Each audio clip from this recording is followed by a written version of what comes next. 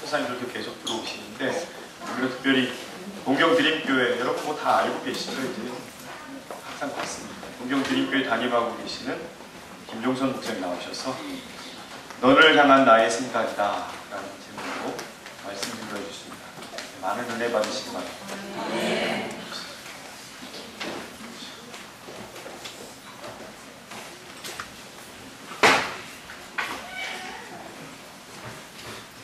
반갑습니다.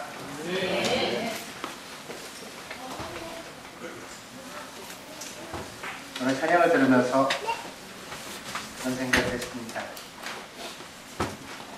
예수님이 예루살렘에 들어가실 때 예루살렘 백성들이 호산나 이렇게 외쳐 불렀지요.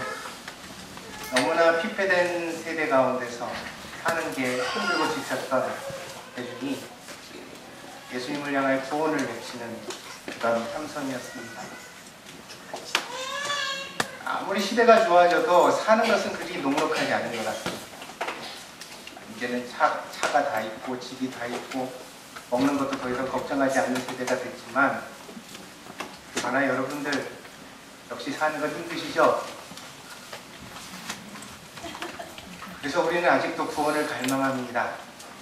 생로병사의 고통 속에서 우리가 살아가는 삶의 현실 속에서 우리를 평안의 나라, 샬롬의 나라로 이끌어 주실 그리스도를 기대합니다. 예수님께서 우리를 다시 맞아주실 때, 새 예루살렘으로 맞아주실 때 아마 오늘 찬양보다도 훨씬 더 큰 함성으로 우리가 찬양 부르게 되지 않을까 생각합니다. 그 찬양을 기대하면서 사는 것밖에 우리 인생에 무슨 소망이 또 있을 수 있을까요? 오늘 성가대로 쓰지 않으신 분들도 이 찬양은 기동량으로라도 좀 배우시면 좋겠습니다. 나중에 우리 예수님 나라 들어갈 때 불러야 되니까요. 네. 큰 함성으로 부르면서 들어갑시다. 세상의 근심과 눈물 다 떨궈버리고 주님 만나는 그날 우리가 함께하기를 간절히 축복드립니다. 고대 헬라의 사람들은 인간을 신의 가축이라고 생각했답니다. 종교학의 관점에서 보면 이것은 지극히 자연스러운 것입니다. 왜냐하면 사람이 종교를 가지게 되는 원인이 뭐냐? 그러니까 엄청난 자연의 힘 앞에서 무력한 개인을 발견하게 됩니다. 그저께도 지금 큐슈에는 큰 지진이 나서 일본에서 사람들이 사망자가 나오고 그랬는데 무섭습니다. 무서운 것이 한 번 나고 끝나는 일이 아니거든요. 땅속에 한번 진동하기 시작하면. 그러니까 저쪽에서 사는 사람들은 지금도 또 어떤 일이 있을까 계속 두려워합니다. 근데 이게 여러분 정말 제가 전에도 한번 말씀드렸습니다만 일본처럼 자연재해에 대해서 잘 대비된 나라가 지구상에 없습니다. 맨날 흔들리는 땅에다가 도시를 지었으니까요. 그래서 땅이 뭐 1, 2m 이렇게 흔들려도 빌딩이 거의 하나도 안 넘어집니다. 그렇게 인간의 기술이 발달했지만 여전히 자연재해는 사람의 힘 밖에 있죠. 정복이 안 돼요. 두려움에 떠는 거죠. 이 지진이나 해일, 화산의 폭발과 같은 우발적인 재해뿐 아니라 상시적으로 겪는 재난도 있습니다. 홍수와 가뭄 같은 것들이. 이것을 우리의 힘으로 아직도 해결을 못합니다. 댐을 만들고 여러 가지 방법을 동원하지만 그러나 이 기후라는 것은 인간의 마음대로 안 되거든요. 지금도 저 이란 중동 지역에는 폭우가 와가지고 물난리로 사람들이 또 그렇게 죽었어요. 사막 지형이라고 알고 있는데 거기 이렇게 비가 많이 내려서 사람이 죽게 될 줄 누가 알았습니까? 인간이 만든 우주선이 달을 왕복하고 또 바다를 메워서 땅을 넓히고 심지어는 섬에다가 다리를 놔서 왕복을 하는 그런 시대가 되었지만 그럼에도 불구하고 사람의 지혜는 무잘것 없다는 사실입니다. 그래서 원시 종교는 자연을 숭배해 왔습니다. 이 자연 숭배를 계속하던 인간이 조금씩 그 자연의 신비를 풀었거든요. 그러다 보니까 이제 뭔가 좀 알게 됐어요. 아, 이 자연이라는 건 무작정 두려워할 것만은 아니구나. 이건 어떤 상호작용에 의해서 일어나는 어떤 결과구나. 여러분 들어보셨는지 모르겠습니다. 버터플라이 이펙트라는 말이 있죠. 나비 효과라고 흔히 얘기를 하는데, 이 봄날 나비가 날갯짓을 이렇게 하면 그 나비 날개에서 바람이 일잖아요. 그죠? 우리가 잘 느끼지 못하지만 분명히 바람이 이니까 나비가 날아가는 것 아니겠어요? 근데 이 세미하게 일어난 바람이 작용을 일으켜가지고 이 바람이 조금 세지고 조금 세지고 조금 세지고 어떤 과정을 겪어서 지구 반대편에 가면 거대한 태풍이 될 수 있다는 거예요. 그러니까 인간이 이런 원리를 발견하게 되어지고, 아, 그런 거야. 그러니까 이 지구상에서 일어나는 모든 것은 원인과 결과의 과정 속에 있어 라고 이해하게 되면서 더 이상 태풍은 신이 아니라 그저 자연으로 받아들이는 시대가 된 것도 사실입니다. 그러면서 오늘 우리는 신을 더욱더 경이로운 대상으로 이해하고자 합니다. 지적 신을 숭배하죠. 그래서 요즘 신은 복잡해야 신입니다. 간단하면 선시받습니다. 또 원시 종교는 심플한 종교이고, 고등 종교라고 하는 것은 어떻게 신을 조금 더 복잡하게 설명할 것이냐, 또 보통 사람들은 잘 이해하지 못하는 것, 신에 대한 설명은 어려워야 된다고 생각하는 시대 속에 우리가 있습니다. 알아들을 듯 말 듯한 말, 그죠? 이게 종교학적 언어예요. 그래서 산은 산이요, 물은 물이요, 인간은 인간이요. 이게 무슨 뜻인지 잘 모르지만 이 안에 어떤 신의 섭리가 들어있다고 생각하는, 그래서 그걸 자꾸 고민하고 그래서 그걸 알아가려고 노력하는 이 지적인 신을 추구해가고 있습니다. 신이 이렇게 어려운 대상이기 때문에 우리는 신 앞에 굴복할 수밖에 없다고 생각합니다. 여러분, 그리스 신화를 한번 보십시오. 헤라클레스의 모험 이야기는 한 인간이 신의 의지에 저항하는 이야기거든요. 신이 어떤 길을 정하는데 그걸 헤라클레스라는 영웅이 그 정한 길을 가지 않고 자기 의지로 그걸 개척해 간단 말이에요. 다른 길을. 그래서 인간이 가진 불굴의 의지가 얼마나 위대한가를 보여주는 이야기입니다. 그러나 뒤집어서 생각하면 천하대장사인 헤라클레스와 같은 큰 힘을 가진 인간이 아니라면 누가 과연 신의 뜻에 역행할 수 있겠는가? 우리는 영웅이에요, 아니에요? 우린 아니죠. 그럼 우리는 어떻게 살아야 합니까? 신의 뜻을 수용하며 살아야죠. 순응하면서 살아요. 운명과 싸울 것이 아니라 운명을 받아들이면서 살아갈 수밖에 없는 존재.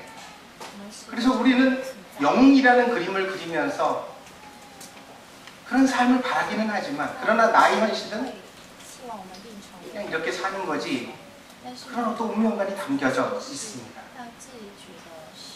그런 점에서 인간을 신의 가축이라고 보는 헬라 철학의 이야기는 굴욕적이지만 설득력이 있습니다. 왜요? 여러분, 피할 수 없으면 즐기라는 말이 있죠. 여러분들 우리 다 되게 좋은 격언으로 받아들입니다.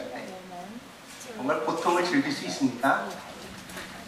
백수생활 즐기시는 분, 가난 즐기시는 분, 몸에 질병이 있는데 그 질병을 즐기면서 사시는 분, 아니죠. 말은 쉽지만 정말 고통 속에서 즐길 수 있는 사람은 없습니다. 오히려 더 적절한 교훈이 있다면 피할 수 없기 때문에 받아들이라는 것입니다. 아프니까 아픈 걸 받아들이고, 내가 돈이 없으니까 돈이 없는 걸 받아들이고, 그죠? 운명이라는 말은 인간의 힘으로 어쩔 수 없는, 피할 수도 없고 바꿀 수도 없는 것이기 때문에 그 운명의 주체자, 주관자가 하나님이고 신이라고 생각한다면 너희들은 그것을 그냥, 우리는 그냥 그것을 받아들이고 살아가야 된다. 이런 이해를 가지고 나면 인간은 어때요? 신의 가축이죠. 가축입니다. 예레미야는 불운한 시대의 선지자였습니다. 예레미야가 하나님께 묵시를 받았는데 그 묵시의 내용은 자기의 조국이 하나님의 심판으로 망할 것이라는 것입니다. 아직 망하지는 않았어요. 망할 징조를 많이 보이고 있어요. 왕은 더 악독하고 독선적입니다.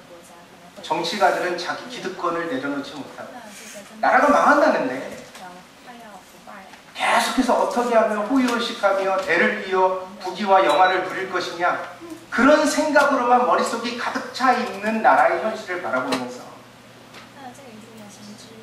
아무리 외쳐도 소용이 없는 시대 속의 선지자였습니다.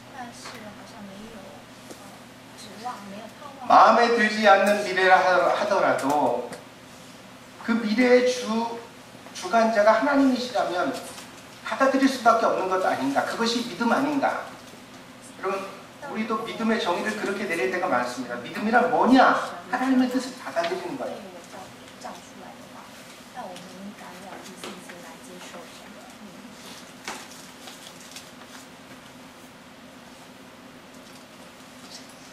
여러분, 기도할 때 겁나는 거 있죠? 여러분을 향한 하나님의 뜻이 뭔지를 모르기 때문에 겁이 나요. 그래야 안 그래요? 가진 거 다 내려놓으라 그럴까봐. 지금 당장 아프리카로 가라 그럴까봐. 그죠? 저기 철거민 속에 들어가서 가난한 자와 함께 그렇게 살면서 사역해라 그럴까봐 겁이 나죠? 안 나요? 아직 그런 신앙이 초보도 안 들어간 거야. 이 얘기가 이해가 안 가면 아직 신앙이 하나님과의 만남에 기초도 안 된 거예요. 하나님을 만나는 순간 좋기는 좋은데 겁이 나. 하나님의 뜻을 받아들여야 된다는 생각, 수명해야 된다는 생각. 하나님이 정하신 것은 일방적이라는 생각. 망할 나라는 망해야 합니다. 그 망하는 과정을 통해 어떤 사람들은 지독한 불행을 경험하겠지만 그것도 어쩔 수 없습니다. 운명이라면 운명이죠. 소포클레스의 비극 오이디푸스 왕에 이런 대사가 등장합니다. 아 슬프도다. 지혜로운 자에게 지혜가 아무 쓸모없는 곳에서 지혜롭다는 것은 얼마나 괴로운 일인가. 무슨 얘기인 줄 아세요? 예레미야는 진짜 선지자죠. 그의 글은 지금도 우리 심장을 울립니다. 여러분, 예레미야서를 한번 읽어보세요. 가슴이 저미는 하나님을 향한 사랑과 자기 민족을 향한 사랑이 느껴집니다. 문제는 수천 년이 지난 우리들은 이 예레미야서를 들으면서 감동받는데 그 당대의 사람들은 전혀 아니었다는 거예요. 예레미야의 설교는 철저하게 실패했어요, 여러분. 아무도 안 들었거든요. 믿어주지도 않고.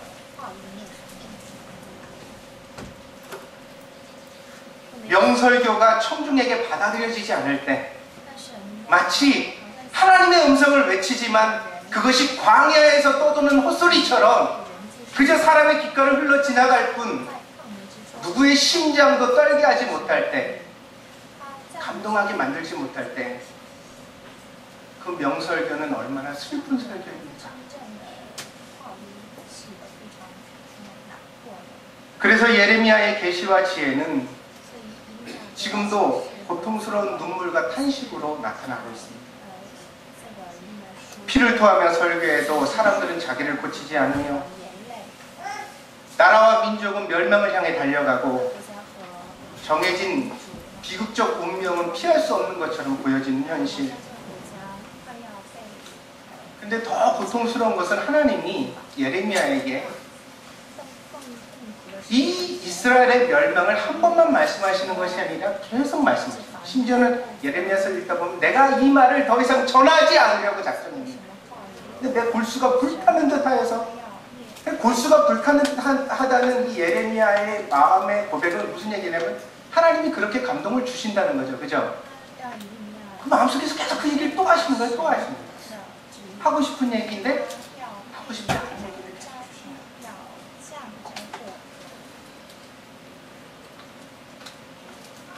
인간은 말의 존재입니다. 그래서 성경은 혀가 백체 중에서 가장 중요하다고 못 받고 있습니다. 말은 생각을 지배하고 마음을 움직이죠.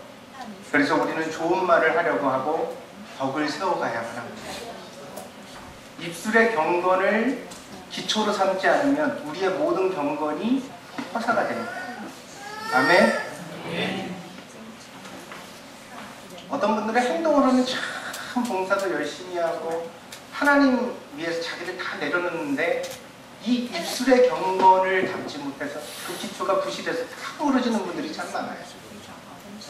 입술만 지키면 되는데. 근데 여러분, 우리가 경건을 배워갈 때 하나님과의 관계를 건강하게 가져갈 때 제일 먼저 무엇을 우리 입을 통해서 나가는 말이 뭔지, 이거는요 누구랑 대화할 때 얘기만을 말하는 게 아니라 혼자 말도, 어려운 일이 닥쳤을 때 나도 모르게 나오는 탄식도, 이게 누구예요? 내 마음에 성령이 계시면 성령이 들으시죠. 믿습니까?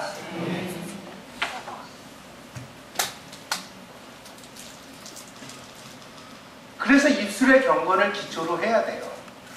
내 입에서 부정한 말과 하나님을 실망시켜드리는 말이 절대로 나가지 않도록 자기를 돌보는 것에 훈련되어질 때 그 다음부터 우리가 가지는 모든 경건들이 좋은 열매를 맺어갈 수 있습니다.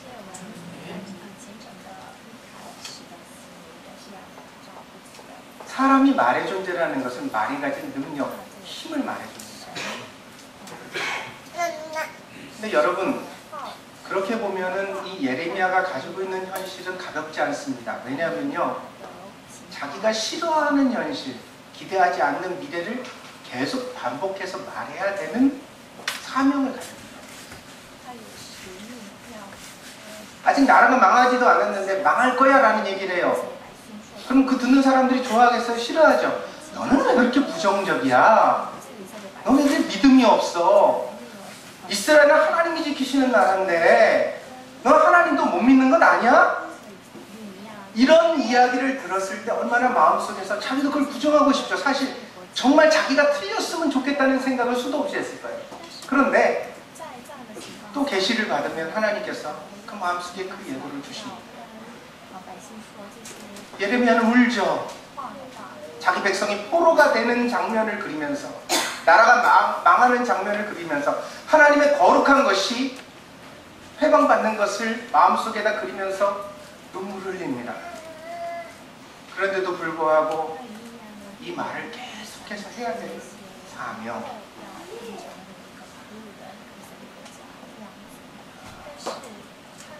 주의 종이라는 것, 목사, 사역자가 된다는 것에 제일 되는 사명이 저는 이것이라고 생각합니다. 그게 뭐냐면 자기가 원하는 말을 하지 않고 하나님이 원하는 말씀을 하는 것. 이거 정말 고통스러운 일이에요. 목사는요, 솔직히 말하면 여러분한테 다 잘 된다고 해주고 싶어요. 여러분 다 잘 돼요. 여러분 다 복 받으실 겁니다. 여러분 전부 다. 우리 장자비에는 이런 말 해도 아멘을 안 하네. 참 좋다. 참 좋네요. 근데 목사가 이런 말을 할 때 성령이, 회중이 아멘 그러면 부담스럽죠. 그게 아닌 걸 알거든요, 목사는. 하나님 뜻대로 걸어가지 않는 사람이 어떻게 잘 될 것인가. 때로는 하나님 뜻대로 걸어가는 사람조차 하나님 정하신 섭리를 따라 어려움과 역경이 기다리고 있는 데도 있습니다. 그걸 말해줘야 되는 목회자는 아프죠.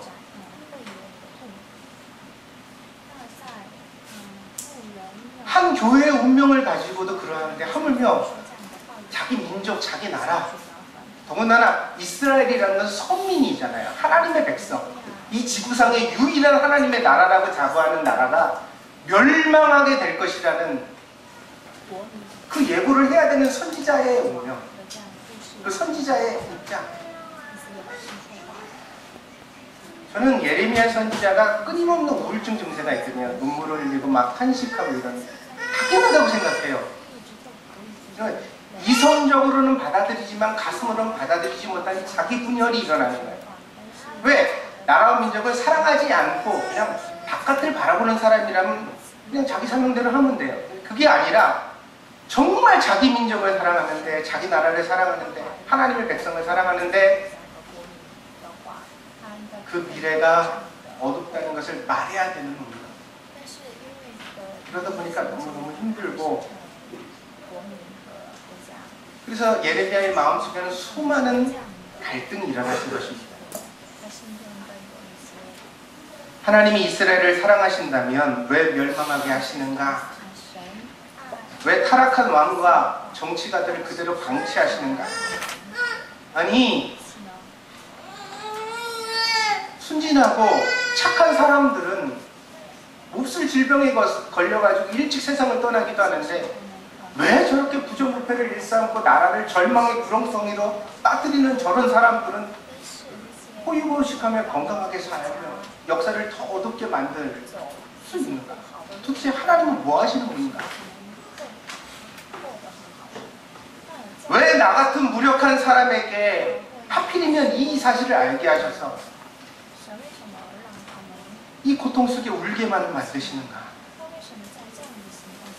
아무리 설교해도 변하지 않는 사람들을 바라보면서 도대체 왜 나야 되고, 왜 이런 설교를 해야 되고, 왜 이 나라는 이런 운명을 계속 가야 되는가? 이 고통의 이야기가 끊임없이 예레미야를 괴롭히는 내용이었습니다.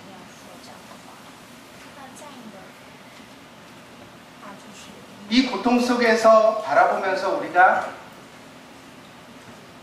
우리 마음속에 일어나는 갈등을 해결할 수 있는 가장 간단한 방법은 아까 제가 말씀드린 거예요. 운명에 순응하는 것. 이게 내 팔자련이. 이제부터 여러분 주의하셔서 아멘을 하셔야 돼요. 왜냐면 제 설교가 어디서 뒤집을지 몰라요. 그래, 이게 하나님 뜻이려니 내 나라는 그래 망할 수밖에 없어. 하나님 말씀하셨는데 번복하시겠나? 그래, 이스라엘은 이제 망할 수밖에 없다.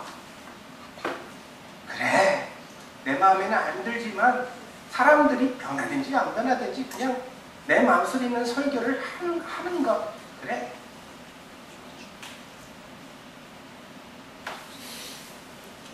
이 순응한다는 말을 받아들이고 나면 사실 우리는 하나님 앞에서 가축과 다름이 없습니다.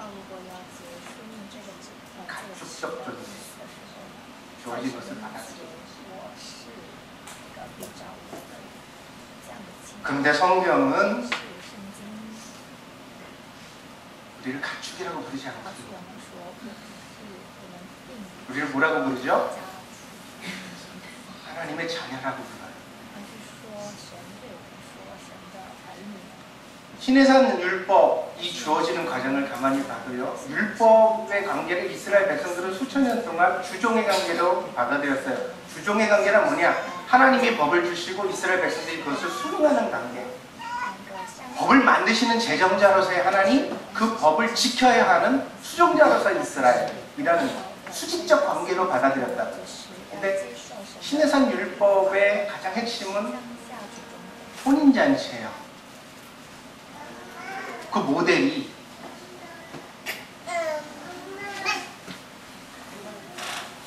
이스라엘이 아직 하나님을 제대로 이해하고 받아들일 준비가 되지 못했기 때문에 율법이라는 도구를 통해서 하나님과 이스라엘의 관계를 시작하셨지만 그것이 추구하는 궁극적 목표는 어디냐? 그러면 하나님과 우리의 결혼의 관계라는 거예요.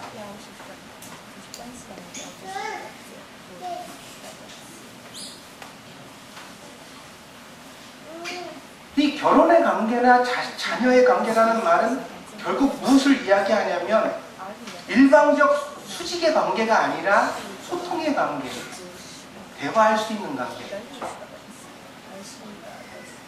여러분, 이 농촌 생활, 농촌에 계시는 분들하고 얘기를 하다 보면 가축도 오래 기르면 자식 갖다 놓으세요. 소를 보고도 이렇게 이놈아 가자 그 얘기도 하고, 와이프랑 싸우면 들판에 나가서 속으면서 아이 우리 마누라 너무한다 야 그러고 하소연다 그러고 그게 다 듣는 것 같아요. 멀뚱멀뚱 뜨고. 그러나 아무리 소가 자식 같다고 해도 자식이에요 아니에요? 내 마음을 이해해주지 못해요. 그래서 아무리 속색이는 자식도 소보다는 나은 거예요.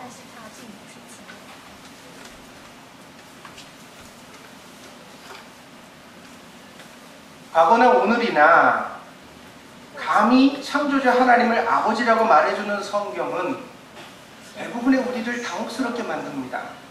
교회 처음 나오시는 분들이 제일 어려워하는 말 중에 하나가 하나님을 아버지라고 부르는 거예요. 기도할 때 아버지 그러면서 부르고 저 양반들은 저런 말을 쓰나 하나님 그래서 하나님 예수님 이러면서 기도하는 거는 쉬운데 그 하나님을 아버지라고 부르는 수준까지 이르는 게 사실 신앙의 관계에서 참 어려워요. 근데 더 어려운 것은 습관적으로 아버지라고 하나님을 부르는 게 아니라 정말 하나님을 아버지로 대우해드리고 믿어지게 되는 단계.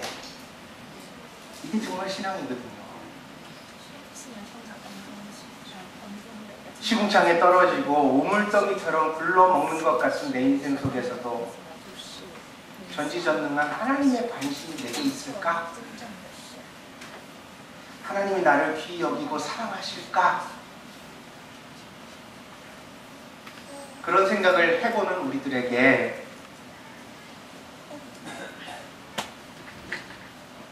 예레미야를 통해 하나님은 말씀하십니다. 너희를 향한 나의 생각은 확고하다. 너희를 향한 나의 생각을 내가 아는데 그것은 평안이요. 재앙이 아니라 너희에게 소망을, 밝은 미래를 주고자 하는 것이다.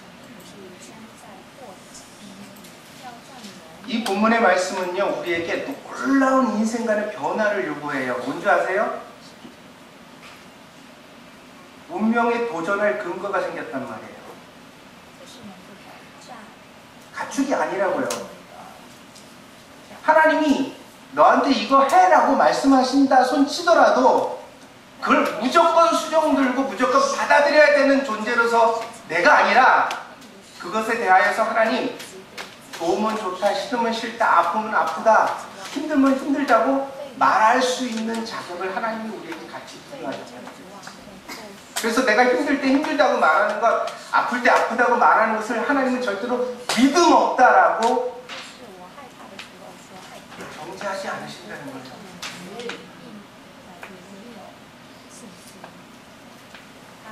하나님이 원해서 홍수가 나고 지진이 닥치는 것이 아닙니다.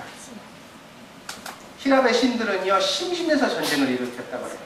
신들이 할 일이 없잖아요. 생명은 길고 그래서 가만히 있다 보니까 아 심심해. 오늘 뭐 할까? 아 그래 이 그리스랑 아테네랑 저쪽에서 전쟁이나 한번 일으켜보자.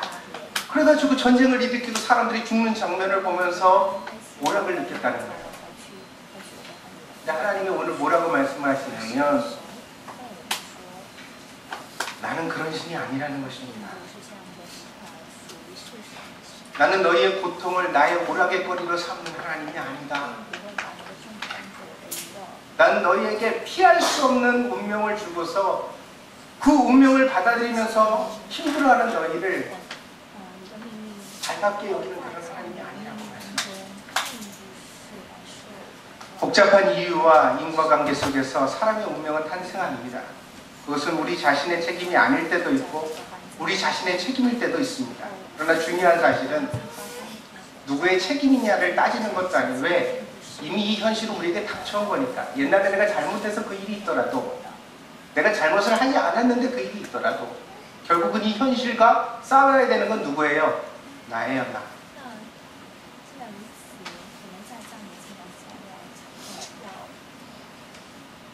근데 이 나의 현실을 당연한 것으로 받아들일 것이냐 아니면 이 현실 속에서 내가 생각하는 더 밝은 미래 소망을 향하여서 싸우려고 하는 의지를 북돋을 것이냐.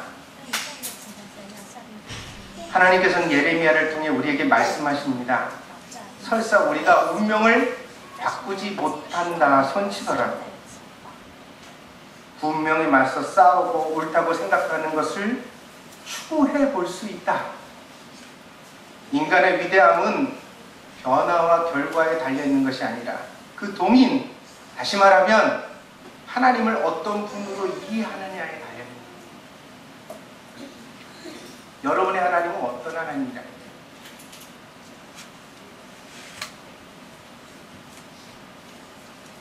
하늘에서 무시무시한 운명을 던져주는 하나님입니까? 아니면 정해진 뜻이라도 여러분이 울며 매달리고 여러분이 있는 가슴 속의 탄원을 하나님 앞에 끊임없이 이야기하면 같이 협의하고 바꾸어 가실 수 있는 하나님. 이사야 선지자는 그렇게 얘기했죠. 오라 우리가 서로 변론하자. 하나님 이사야 선지자를 통해 주신 말씀입니다. 변론이라는 말이 뭐죠? 법정 용어입니다. 서로 죄가 있고 없음을 따지는 행위예요. 근데 여러분 생각해 보세요. 하나님 앞에서 무죄를 따질 수 있는 사람이 있어요? 없어요? 없어요. 마지막 심판 때 했으면 변론의 거리가 없어요. 모두 다 정죄받고 끝이에요. 심판 받으면 그걸로 그냥 하나님의 심판은 공의로워서 그걸 인간이 그냥 받아들일 수밖에 없이 변론의 기회가 없는 거예요. 그런데 이사야 선지자를 통해 이 말씀을 주신 것은 이 말씀을 받는 수혜자가 누구기 때문에? 하나님의 자녀이기 때문에. 자녀에게만 허락된 특별한 권세가 있어요. 그 권세는 무엇이냐면 하나님이 정하신 뜻조차 우리와 의논해 보시겠다는 거예요. 그래서 여러분 아시죠? 광야생활 40년 동안 이스라엘이 패역을 저지르고 하나님이 심판을 결정하셨을 때 모세가 어떻게 해요? 제거해주세요 하나님. 한 번 더 생각해주세요. 여기서 이스라엘 백성을 멸망시키면 하나님 영광 가리는 것 아닙니까? 하나님 그렇게는 하지 마세요. 하나님의 뜻에 운명에 싸우는 역할을 보여요. 그리고 하나님은 모세의 주장을 받아들이세요? 안 받아들이세요? 받아들이세요. 이스라엘이 멸망할 수 있는 상황에서 이 모세의 중보를 통하여 새로운 길을 맞이합니다.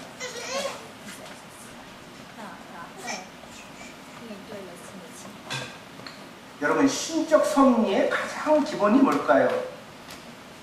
저는 형제 서열이라고 한번 생각해 봤어요. 왜요? 누가 첫째로 태어나나 둘째로 태어나는 건 우리 마음대로 돼야 안 돼요.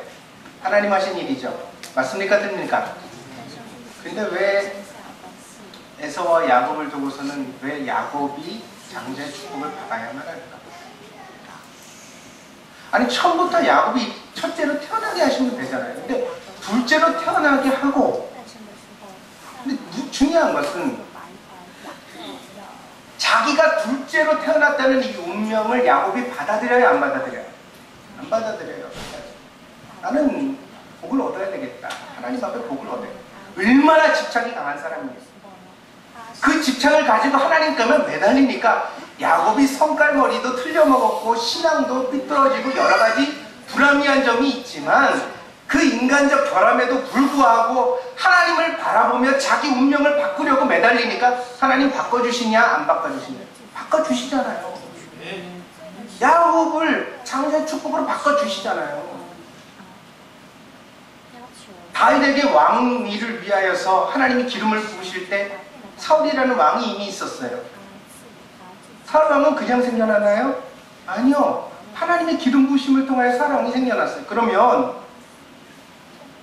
다윗이 나이도 어렸으니까 때를 기다려서, 그죠? 아니면 꼭 다윗 왕으로 바꿔주시려고 하면 어떻게 해요? 전쟁터에 나가서 사울 왕이 전사한 다음에 그 다음에 다윗이라는 왕이 세움을 받아도 될 것 같아요. 그런데 사울 왕이 아직 기세등등한데 이 다윗을 질시하는데 질투하는데 그 왕의 밑에다가 다윗이라는 사람을 기름 부어서 또 이스라엘 장차 왕이 될 것이라는 묵시를 주셨다.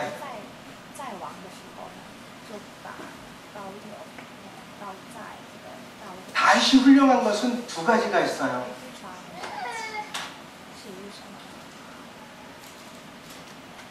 하나님이 나에게 왕이라는 것을 소망을 주셨는데 그 소망을 주셨을 때 상황이 돼요? 안 돼요? 지금? 안 돼요. 전혀 안 돼요. 심지어는 내가 조금만 튀어 보이니까 그래 내가 나라를 위해 공을 세우면 언젠가 하나님이 좋은 길을 열어주실 것 같아. 전쟁터에서 공을 세웠더니 왕이 그걸 질투해서 죽이려고 그래요. 지명수배가 돼서 떠돌아야 되는 삶이에요. 점점 비관적이 되어지는 상황 속에서도 다윗은 어떻게 해요? 하나님께 모든 걸 맡겼어요. 쿠데타를 일으키지도 않죠. 사람을 죽일 수 있는 기회가 있음에도 불구하고 자기 손에 피를 묻히지 않고 기다려요. 근데 중요한 사실은 이 다윗 왕의 유배 생활과 모든 삶의 과정을 보면 이 다윗 왕의 마음속에 이스라엘의 지도자요 왕이 되어야 된다는 그 소망이 결코 사라진 사람이 아니었어요. 끝까지 공의로운 길을 가죠.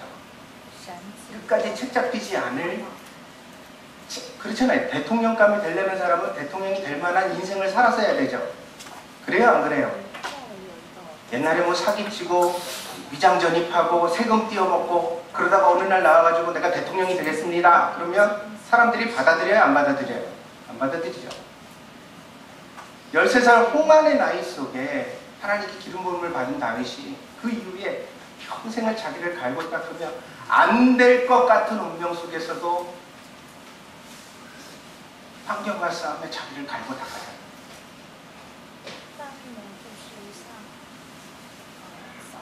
성경은 정해진 틀을 깨뜨리는 이야기로 가득합니다. 하나님은 우리를 정말 풍성한 자비 속에서 부르시고 계세요. 나랑 한번 얘기해보자는 거예요. 무슨 얘기든지 좋으니까.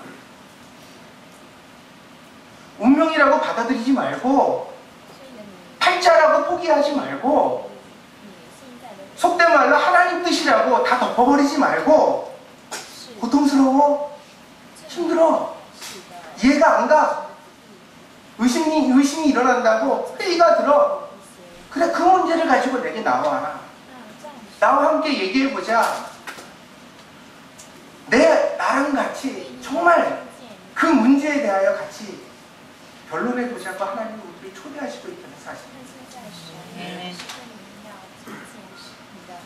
우리는 모든 상황을 이해하는 게 아닙니다. 목사가 되고서 10여 년이 지났고 사역을 하면서 20년이 넘는 세월을 살아왔습니다. 설교를 할 때는 자신감에 넘쳐서 하나님의 말씀을 외치고 내려가죠. 그럼 어떤 성도들이 와서 저에게 묻습니다. 저를 향한 하나님의 뜻은 무엇일까요? 대답해 줘야 되는 입장에서 있습니다. 그러나 솔직히 말씀드리면 하나님의 뜻이 전부 다 이해되는 것은 아닙니다. 나를 향해 정하신 길도 이해가 안 갈 때가 많아요. 하나님 나한테 꼭 이렇게 하셔야 되니까 이런 말들이 나와요.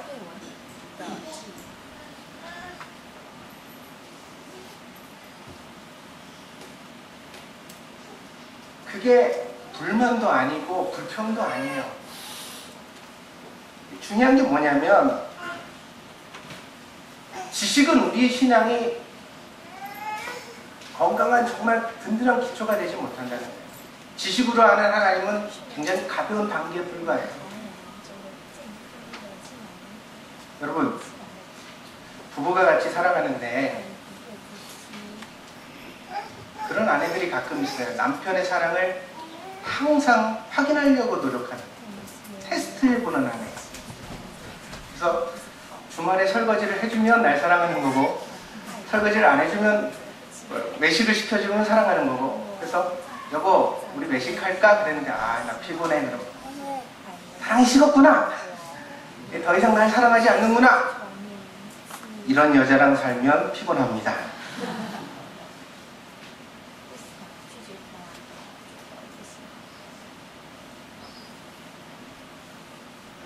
하나님이 우리를 자녀로 부르셨을 때, 결혼의 관계로 부르셨을 때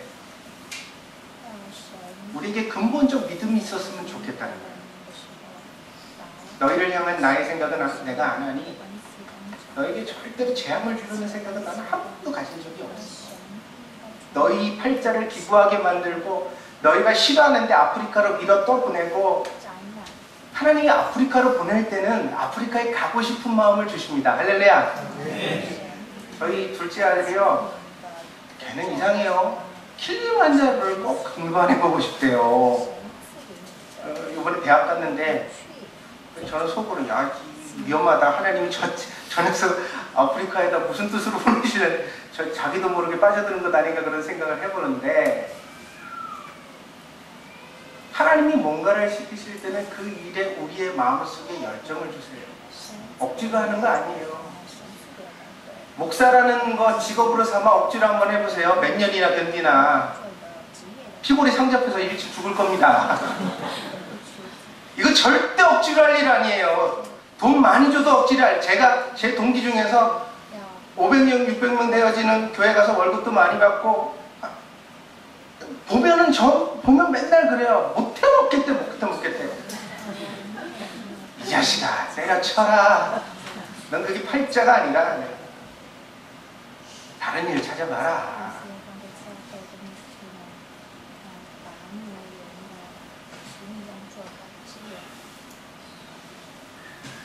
하나님을 오해하지 마세요. 우리의 개성을 무시하고 우리 생각을 짓눌러. 요즘 부모들도 그렇게 안 하죠. 제가 식당에 가면 세상이 많이 변했다고 느끼는 것 중에 하나가, 어쩌면 애기들이 그렇게 식당 바닥을 뒹굴러요. 의자를 건너뛰어 다니고. 근데 모든 사람들이 정말 얼굴이 울그락불그락 하면서 참는데, 더 놀라운 것은 그 아이의 부모들이 어쩌면 그렇게 잘 참는지. 그죠? 아이고, 이렇게 잘 참나. 왜 참을까요? 이 새끼 개성 죽을까봐, 기 죽을까봐, 그죠? 그 아이를 다치지 않기 위해서. 사람도 자기 자식을 그렇게 아끼는데, 그렇게 아끼다가도 인간이 궁지에 몰리면 자기 자식 버리더라고요. 그게 인간 아니에요? 하나님은 우리를 한 번도 버리지 않으세요. 우리를 향한 하나님의 사랑이 적다고 생각하냐는 거예요. 그거보다 더 적다고 생각해요. 내가 기죽기를 바라는 하나님인가? 사명자로 삼기 위해서는 세상의 것 다 버리고 내 마음속에 있는 모든 열정과 열기를 다 빼버리고 산송장을 만들어서, 그래 너 할 일 없으니까 아무데도 쓸모없게 됐으니까 이제 사명의 길 가라, 그렇게 부르시는 하나님이라고 생각하느냐? 아니다. 저는 아니라고 믿습니다.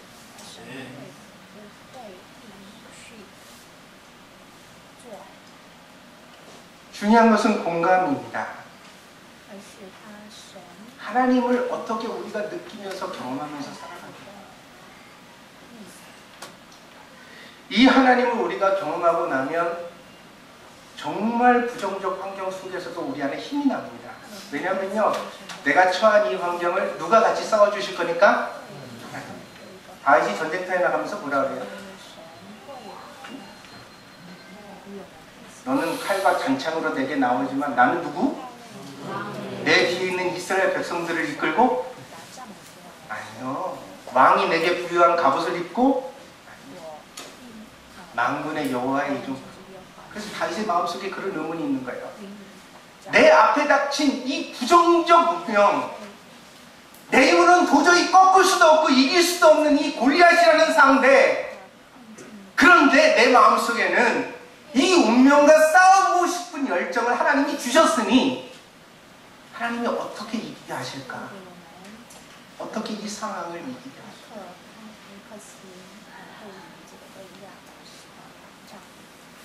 이것이 바로 믿음이라는 것입니다.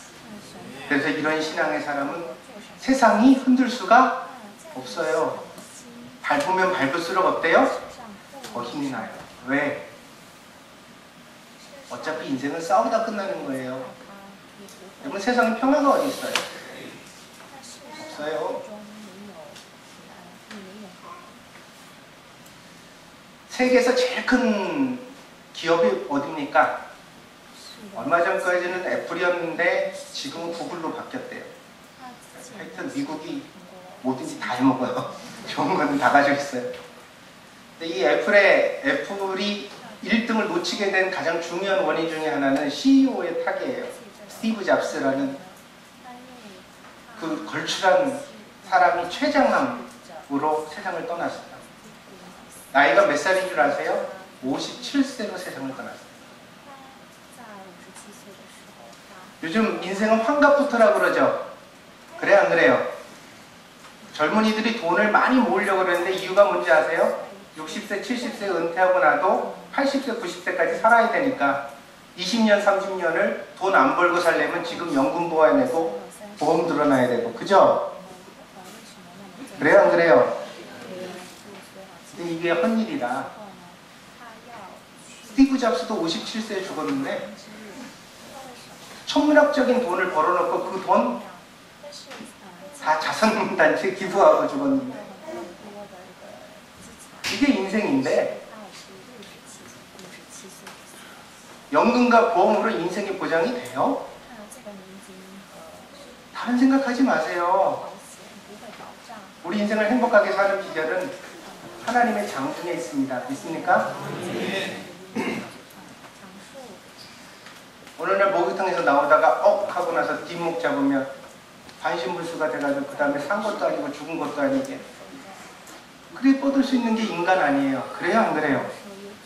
그래서 지금부터 내가 체질이 그렇고 유전적으로 우리 집에 암이 많이 발생하고 뭐가 다 좋아요. 그런 일이 있죠. 과학이 밝혀낸 사실이에요. 그걸 부정하지도 않아요. 그러나 오늘 믿음을 통해서 여러분에게 선포합니다. 우리 믿음은 운명과 싸울 수 있는 무기요 힘이다. 믿습니까? 예수의 이름으로 건강할지어다. 하나님 나를 건강하게 살게 하여 주시옵소서. 내 인생 책임져 주시옵소서. 내 평생 하나님의 영광 위에 마지막까지 건강하게 살다가 하나님 나라로 떠날 수 있는 인생 되게 하여 주시옵소서. 이게 보험보다가 훨씬 더 가치 있는 건데 왜 모르냐 이거예요.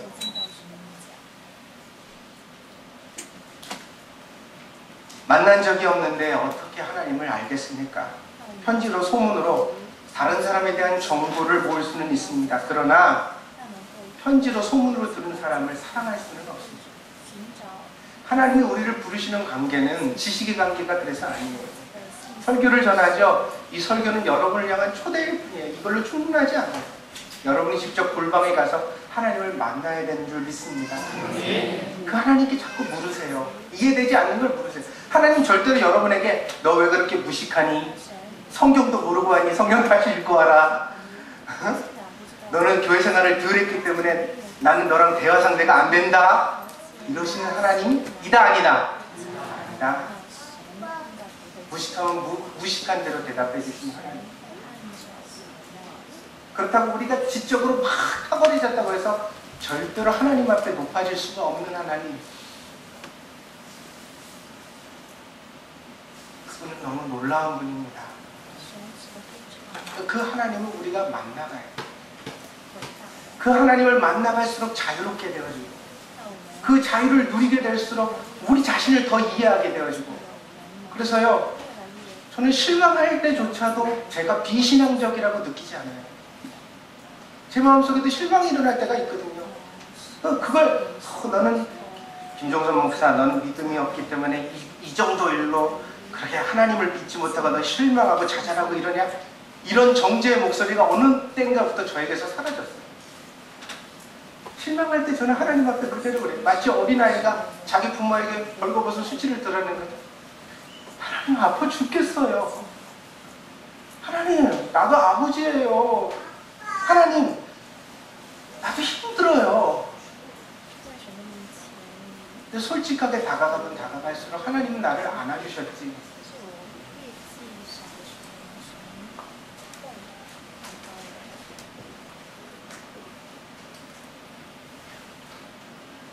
중요한 것은 여러분이 하나님을 만나는 일입니다. 여러분이 지금도 동행하고 있는 그 하나님을 경험하는 일입니다. 여러분을 붙들고 계신 하나님이 누구인지를 바르게 아는 일입니다. 그럴 때 우리의 신앙은 분명히 변하게 됩니다.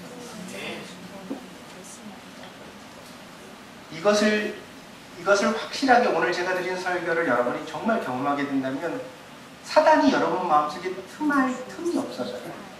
진짜요. 확실해요. 왜냐하면 우리가 비신앙적인 생각을 할 때, 약한 생각을 할 때마다 사단이 꼭 우리를 정죄하거든요. 사단은 원래 고발하는 자예요.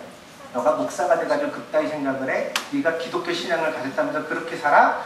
네가 그거밖에 안 돼? 넌 고작 그거야? 이 목소리가 우리를 끊임없이 자책하고 하나님과의 관계 속에서 주눅들게 해. 그게 아니거든요. 그게 아니에요. 절대로 신앙은 그게 아니에요. 있는 모습 그대로 와라. 하나님 우리를 그렇게 부르시고 있습니다. 나는 원래 그래. 내가 원래 목사였어? 내가 태어날 때부터 목사였나? 하나님 불러주셔서 나같이 부족한 걸 목사 삼으셨지. 내가 뭐 나도 방탕하던 인간이고 수많은 허물과 죄 속에서 여기까지 왔는데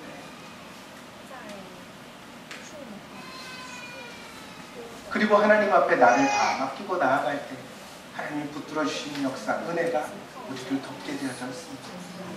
이 신앙을 통해 하나님과의 깊은 관계를 다시 한번 누리며 살아갈 수 있는 귀하고 복된 여러분들 되시길 바랍니다. 오늘 말씀의 제목만 여러분들이 꼭 기억하고 돌아가시면 좋겠습니다. 너희를 향한, 그러니까 우리를 향한 하나님의 생각. 여러분 따라해봅시다. 우리를 향한 하나님의 생각은 평안이요 재앙이 아니라 소망만을 주시기를 원하시는 것입니다. 이 말씀이 우리 안에 꼭 믿어지기를 바랍니다. 기도하겠습니다.